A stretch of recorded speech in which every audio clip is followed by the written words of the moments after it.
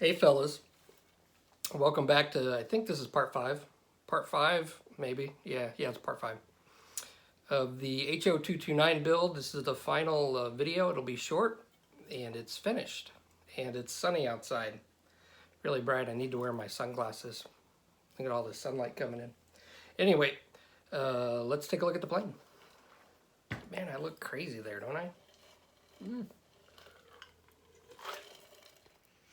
All right, fellas, here it is. And I'm happy with it.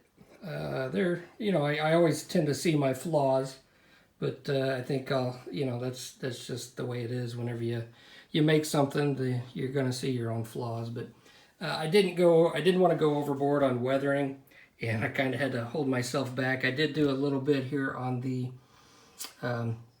behind the jet exhaust with the metal. I kind of dirtied that up a little bit and did some staining and discoloration just to go along with the chipping. But the overall plane, other than I did a little bit of weathering on the bottom just to kind of dirty that up. Hopefully I can do this without dropping it.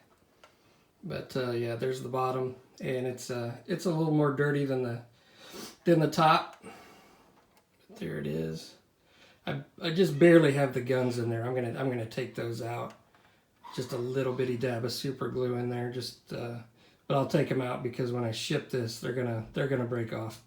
So I'll let the new owner put those back on.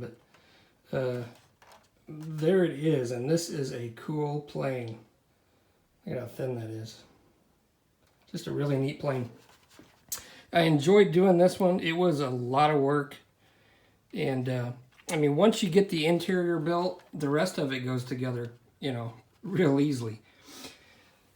Other than the fit issues that I talked about, I mean, there weren't any other fit issues.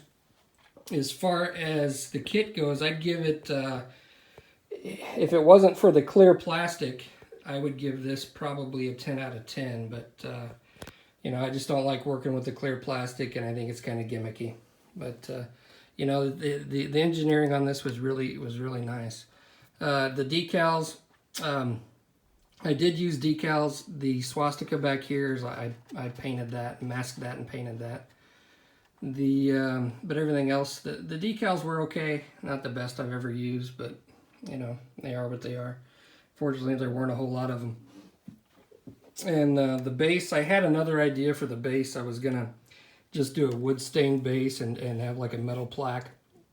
I didn't like it, so then I went with my typical aged artwork, and I didn't want to put any like German markings on there, like a swastika or anything, but so I just went with kind of a generic base with Horten on it.